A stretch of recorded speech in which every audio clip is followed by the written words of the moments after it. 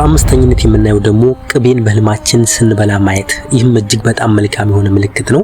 በቀጥታ ሀብትን ያመለክታል።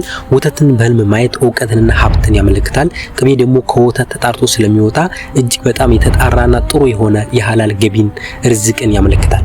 አሰላሙ አለይኩም ወራህመቱላሂ ወበረካቱ። ውድ ቻናል ቤተሰቦች እንደምን አላችሁ? በያላችሁበት ያላ ሰላምና ዝነት በእናንተ ላይ ይሁን። በዛሬ ፕሮግራማችን የምናየው በቀጥታ ሀብትን የሚያመለክቱ እስላማዊ የህልም ፍቾች ክፍል 2 እናያለን። አብራችሁን ቆዩ።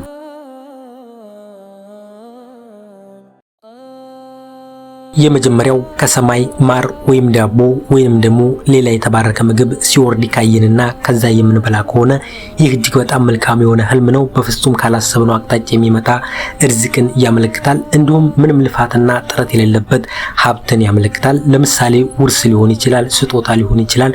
እንዲሁም ደግሞ ጥሩ የሆነ የንግድ እድልን ያመለክታል። በሁለተኝነት የምናየው በህልማችን ከጠባብ ቤት ወጥተን ወደ ሰፊ ቤት ስንገባ የምናይ ከሆነ ይህ ህልም እጅግ በጣም መልካም የሆነ ምልክት ነው። እንግዲህ ቤት በህልም የኑሮ ሁኔታን ይወክላል። ከጠባብ ቤት ወጥተን ወደ ሰፊ ቤት የምንገባ ከሆነ ቀጥታ ከድህነት ወጥተን ወደ ሀብት እንደምንገባ ያመለክታል። በሶስተኝነት የምናየው ከጉድጓድ ውሃ እያወጣን ስንጠጣ ማየት። እንግዲህ ይሄ የልፋት ውጤትን ያመለክታል፣ ወይንም በልፋት የሚገኝ ሀብትን ያመለክታል።